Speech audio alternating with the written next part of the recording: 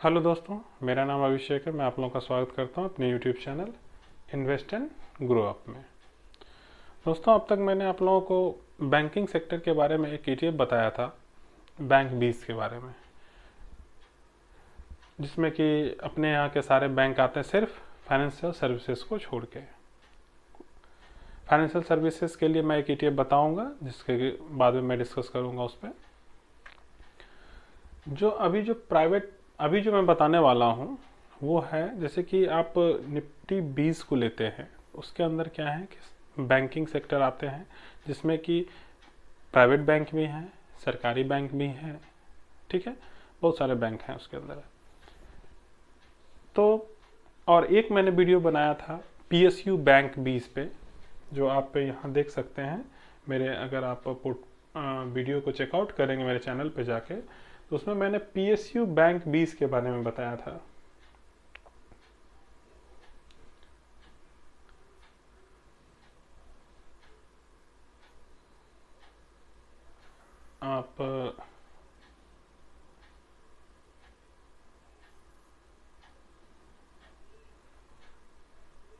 आप इन दोनों वीडियो को चेकआउट करें।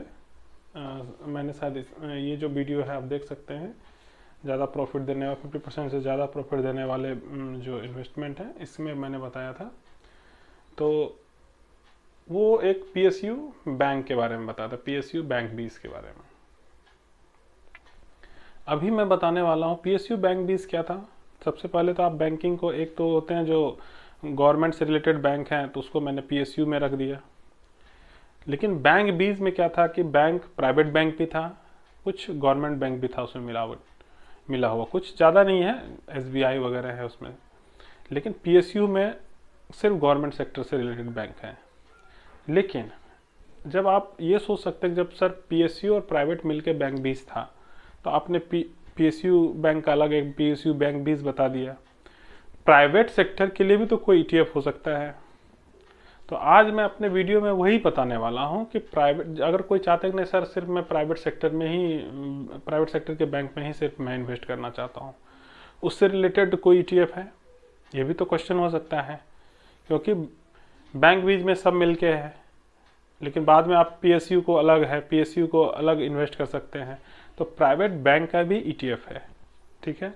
वो ICICI प्रूडेंशियल का ICICI private bank Nifty private bank ETF करके है, ठीक है। उसके बारे में मैं ही बताने जा रहा हूँ इस वीडियो में। तो दोस्तों, आप लोगों से एक रिक्वेस्ट है कि आप लोग मेरे channel invest and grow up को सब्सक्राइब करें, और जो इसमें वीडियो मैंने डाला है काफ़ी इन्फॉर्मेटिव वीडियो है, उसको आप लोग देखें। और काफ़ी नॉलेजेबल वीडियो है म्यूचुअल फंड से, ETF से रिलेटेड। तो आप लोग इसको देखें, और मैं चाहूँगा कि इस सारे वीडियोस को देख सके तो और अच्छी बात है, ताकि आपको हर एक जानकारी मिल पाएगी। और चैनल को सब्सक्राइब करें, और जो भी इससे जुड़ना चाहते हैं, ETF से बारे में जानना चाहते हैं, इन्वेस्ट करने के लिए इच्छुक हैं, वो उनको भी लिंक शेयर करें, ताकि वो भी इससे जुड़ें और वो भी जानकारी ले सकें। चलिए दोस्तों, आज का वीडियो हम लोग शुरू करते हैं निफ्टी प्राइवेट बैंक, जैसे कि ICICI Nifty private bank ETF। इसके बारे में जानने से पहले हम लोग ये जानेंगे, चलिए इस ETF में क्या सच में प्राइवेट बैंक हैं। तो हम लोगों को पता है कि अपने यहाँ पे सबसे बड़ा प्राइवेट बैंक कौन है? HDFC, ICICI, अभी तो फिलहाल ICICI टॉप पे है। तो ICICI, HDFC, Kotak and axis, ये चार अपने यहाँ सबसे टॉप मोस्ट प्राइवेट बैंक हैं इंडिया में, ठीक है। तो इन कई लोगों का ये सोच होगा, अक्सर उतने सारे बैंक में लगाने से अच्छा है सर सबसे टॉप पे तो प्राइवेट बैंक होता है, सबसे सेफ भी रहता है सर, इसमें इन्वेस्ट करना और सेफ होगा। तो मैं इसी क्वेरी को देखते हुए ये ETF के बारे में बता रहा हूँ कि बहुत लोगों का ये सोच होता है कि नहीं सर प्राइवेट बैंक है, टॉप क्लास का बैंक है, तो इसके ETF में भी इन्वेस्ट करने से ज़्यादा हमें बेनिफिट्स होगा। तो ये सब क्वेश्चन रहता है मन में, तो मैं इसी क्वेश्चन को सॉल्व करने के लिए लाया हूँ। हम लोग ये, जैसे कि देखिए आप, ICICI prudential Nifty private bank ETF है, ठीक है।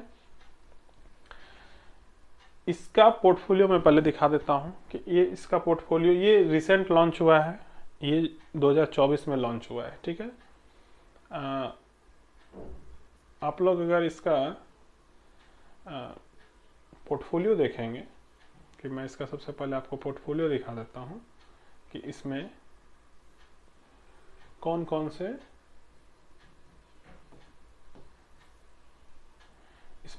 से स्टॉक्स आते हैं, ये कौन कौन से स्टॉक्स में या कौन कौन से प्राइवेट बैंक में इन्वेस्ट करता है, पहले उसको देख लेते हैं।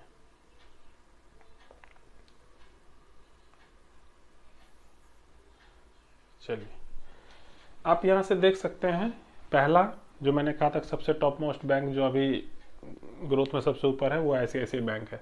तो सबसे फर्स्ट नंबर पे आप यहाँ देखेंगे क्या है, आईसीआईसीआई बैंक।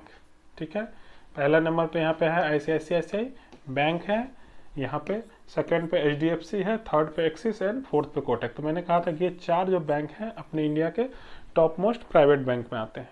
ठीक है, इसके बाद इंडसलैंड बैंक, फेडरल, आईडीएफसी, बंधन, सिटी यूनियन एंड आरबीएल। तो टोटल कितने हो गए, 2, 4, 6 और 4 ऊपर, यानी टोटल इसमें 10 प्राइवेट बैंक हैं। ये प्राइवेट बैंक का एक अलग ईटीएफ है। ठीक है, अगर कोई चाहते हैं कि नहीं सर मैं सिर्फ प्राइवेट बैंक में ही इन्वेस्ट करूं, तो उनके लिए ये, उन्हीं के लिए मैंने ये ईटीएफ लाया है। बट नॉलेज है, नॉलेज कोई भी रख सकते हैं, बाकी आपकी मर्जी है, आप इन्वेस्ट करें न करें, ये मेरा कोई रिकमेंडेशन नहीं है, मैं सिर्फ नॉलेज दे रहा हूँ आपको। ठीक है, तो ये एक प्राइवेट बैंक का ईटीएफ है। अब आप कहेंगे सर नया ईटीएफ है, क्या रिटर्न परसेंटेज? तो देखिए, नया ईटीएफ है, 1 साल सही से पूरा नहीं हुआ तो इसका रिटर्न परसेंटेज तो अभी क्लियर आपको नहीं दिखेगा। लेकिन अगर आप रिटर्न का लगाते हैं कि देखिए सबसे टॉप मोस्ट होल्डिंग, सबसे टॉप होल्डिंग, ठीक है, इसमें किसका है, ये 4 बैंक का है। ठीक है। और अगर आप पता करना चाहते हैं कि ये 4 बैंक का रिटर्न क्या रहा है, तो आप इस 4 बैंक को आप रीड कर सकते हैं, क्योंकि जो इसका रिटर्न होगा एवरेज रिटर्न लगभग वही देगा ईटीएफ। ठीक है, बाकी इन सब में होल्डिंग्स कम है इस ईटीएफ में। ठीक है, तो अब आप हम यहां से देखेंगे कि अब हम लोग इसका रिटर्न परसेंटेज देखेंगे, क्या इसका रिटर्न परसेंटेज है क्या। ठीक है, ये हम लोग आ गए ICICI prudential Nifty private bank ETF का। आप देख सकते हैं कि इसकी शुरुआत हुई है कब से, 22 दिसंबर 23 से।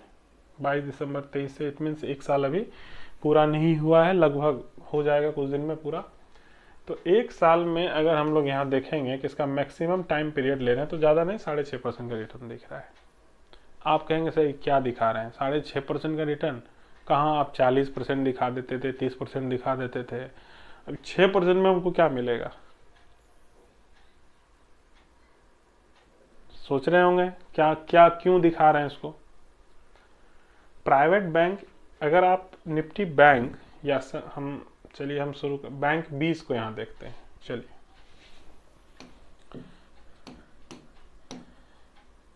अगर मैं बैंक 20 को कंपैरिजन करता हूं इससे, ठीक है, कि बैंक 20 के द्वारा क्या रिटर्न दिया गया है 1 ईयर के टाइम फ्रेम में। ठीक है, 1 ईयर के टाइम फ्रेम में, तो आप देखेंगे यहाँ पे बैंक 20 के द्वारा क्या दिया गया रिटर्न।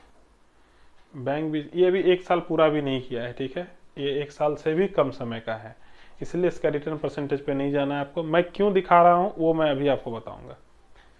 50% का फर्क है दोनों में, ये इसने 13 दिया है तो इसने 6, मतलब 50% के आसपास का फर्क है, यानी आधा का फर्क है दोनों में। ठीक है, मैं मेरे को इसको दिखाने का क्या मतलब है वो मैं मकसद दिखाता हूँ, क्योंकि ये ETF क्या है, आपको स्विंग बहुत अच्छा देते हैं। स्विंग मतलब क्या है, डीप अच्छा मिलता है। स्विंग जिस ETF में जितना ज़्यादा मिलेगा प्रॉफिट उतना ज़्यादा है। आपने ये प्रॉफिट तो देख लिया 6.5% का, कि सर 6.5% लेके क्या करेंगे, बैंक 20 में तो 13 फिर भी मिल रहा है। तो बैंक 20 में तो आप स्विंग कर ही सकते हैं। मैंने बताया था आपको, अभी मैंने एक वीडियो मेरा अपलोड होगा कि कम अमाउंट से, जैसे कि जो 50,000 से शुरुआत करना चाहते हैं ETF में स्विंग करना चाहते हैं कम अमाउंट से, कई लोग होते हैं जिनके पास कम अमाउंट होता है, वो लोग कर नहीं सकते। वो लोग सोचते हैं भाई ज़्यादा होगा तभी स्टॉक में जा सकते, मतलब स्टॉक मार्केट में इन्वेस्ट करने का कुछ सोच सकते हैं, लेकिन नहीं, ऐसी बात नहीं है। ETF में मैंने उनके लिए भी एक वीडियो बनाया है, डेडिकेटेड मैंने एक वीडियो बनाया है उनके लिए, कि क्या कम पैसों में भी शुरुआत की जा सकती है, ऐसा क्वेश्चन क्वेरी होता है। तो उसी चीज़ को ध्यान में रखते हुए मैंने वो वीडियो बनाया। तो आप यहाँ देखें स्विंग, हमें क्या चाहिए स्विंग ट्रेडिंग को, हमें ETF में क्या चाहिए स्विंग, कहाँ स्विंग मिलेगा ज़्यादा बढ़िया। अब देखिए ये रिटर्न आपने देखा, अब देखिए यहाँ से जो डीप मिला ये हमको, ये इन्वेस्टमेंट का मौका था। मान लीजिए किसी ने यहाँ से परचेज किया, ठीक है। अब आप देखिए इस स्विंग को, कितने % का रिटर्न है 15.93, अपना 16% का रिटर्न है इस स्विंग में, ठीक है। इस स्विंग को हम लेके चलते हैं, ठीक है। यहाँ देखिए कितने %, 1 मिनट में फिर से दिखा, तो यहाँ देखिए अप्रॉक्स 9.5% का, अगर आप लोगों को दिख रहा होगा देखिए 9 मैं फिर से ऐसे दिखा देता हूँ यहाँ पे, यहाँ देखिए 9.5% का। तो अब आप देखिए कि यहाँ पे हमको कितना % का रिटर्न स्विंग मिला, यहाँ पे मिला हमको अप्रॉक्स 16% का, 16% का स्विंग मिला, और यहाँ मिला 9.5% का स्विंग मिला।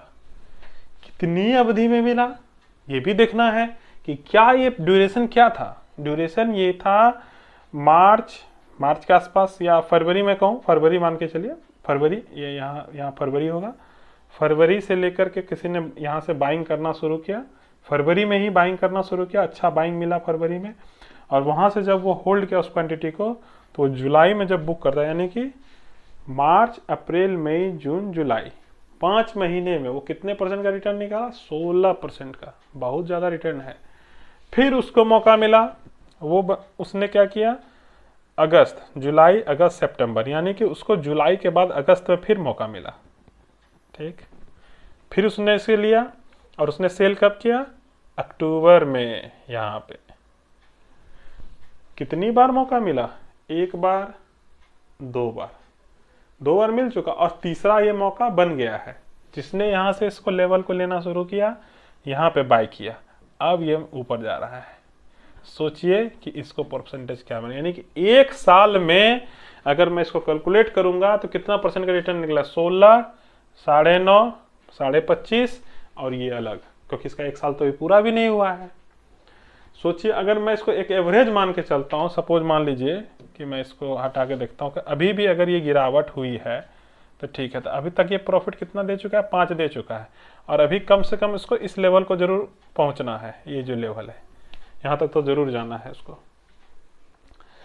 तो अब आप देख लीजिए, क्योंकि ये अभी यहाँ पे ट्रेड कर रहा है, और इस लेवल को जब वो क्रॉस करेगा तो इसके ऊपर तक जाएगा, या मान लीजिए यहाँ तक भी जाता है, अगर यहाँ तक भी जाता है तो भी कम से कम 8% 9% ये फिर भी चला जाएगा, यानी कि 16, 9, 25, 9, 34, 35% का रिटर्न ये आपको देगा। और अभी तक अगर मानेंगे 5% अगर काउंट करते हैं तो लगभग 29 से 30% का ये रिटर्न आपको दे चुका है 1 साल से कम समय में, मान लेते हैं इसको, यानी कि 1 साल से कम समय में, अगर मैं लिखता हूँ 1 ईयर से भी ये कम समय में कितने % का रिटर्न दिया, 30% का रिटर्न। अब समझ में आया कि मैंने ये क्यों दिखाया आपको। आप तो वो वाला रिटर्न देख के यहाँ पे कंफ्यूज हो गएंगे कि सर ये आप क्या दिखा रहे हैं, 6.5% का रिटर्न, 6.5% का रिटर्न सर हम लेके क्या करेंगे। आप इतना वीडियो बनाए, किसी में 40%, किसी में 35%, किसी में 50%, किसी में 90% वाला भी है, कोई साल में डबल कर रहा है, ये आप क्या दिखा रहे हैं। तो ये स्ट्रेटेजी एक, मैं देखिए मैं क्या कर रहा हूँ कि ऐसा सा ETF अब लाऊंगा धीरे धीरे, मेरा ये सोच है कि मैं ऐसा सा ETF लाऊंगा जिसमें कि आपको स्विंग का मौका मिले, ठीक है। जब आप धीरे, ये सब क्यों ला रहा हूँ, मैं कंजर्वेटिव पोर्टफोलियो ही पहले बताया था कि जो बिगिनर्स हैं वो उसमें अपना हाथ आजमा सकते, मतलब उसमें ट्रायल लीजिए, अपना सीखिए उसमें।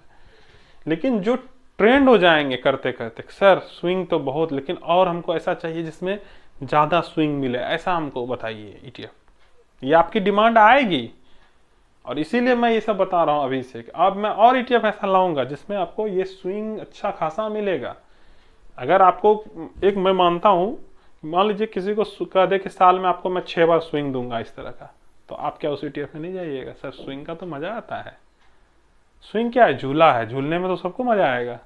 नीचे आए फिर ऊपर गए निकले, फिर नीचे आए फिर लेंगे, स्ट्रेटेजी से चलेंगे, अपना स्ट्रेटेजी बना लेंगे। इसमें कितना % गिरावट होती है, ज़्यादा अगर डीप गिरावट होती है तो 6% के डिप पे लगाएंगे, 7% के डिप पे लगाएंगे, अपना लॉट उस तरह डिवाइड कर देंगे। स्ट्रेटेजी तो हर ETF के अनुसार आप अपना बना सकते हैं, हम तो सिर्फ एग्जाम्पल बताते हैं आपको। मेरा मकसद एग्जाम्पल बताना है। ये जो ETF बताने का मकसद था कि ये आप रिटर्न देख के चौंक जाएंगे कि सर 6.5% का रिटर्न हम लेके क्या करेंगे, इससे तो ज्यादा बैंक देता है। आप सोचेंगे ये क्या बता रहे हैं, 6.5% की ETF, 7-7.5% तो बैंक ही दे देता है, उसमें रिस्क भी नहीं है। तो मेरा दिखाने का मकसद क्या था वो मैंने आपको जोड़ के बता दिया कि इसमें क्या है, स्विंग है। ठीक है दोस्तों, ये निफ्टी प्राइवेट बैंक ETF है, आप लोग इसको देख सकते हैं। इसके बारे में और भी जानकारी चाहिए तो आप लोग इसके बारे में कमेंट कीजिएगा आप वीडियो सेक्शन में, मैं और भी इसके बारे में डिटेल्स बताऊंगा। या और कुछ ऐसा स्विंग से रिलेटेड जिसमें ज़्यादा स्विंग ऐसा ETF के बारे में और जानना चाहते हैं तो वो भी क्वेरी करें, मैं और लाऊंगा इससे रिलेटेड वीडियो। ठीक है दोस्तों, आप लोगों से मेरा रिक्वेस्ट है कि जो मेरा यूट्यूब चैनल है इन्वेस्ट एंड ग्रो अप, इसको सब्सक्राइब करें, लाइक करें और सपोर्ट करें। मैं और भी इंफॉर्मेटिव वीडियो इसी तरह लाता रहूँगा आप लोगों के लिए। धन्यवाद।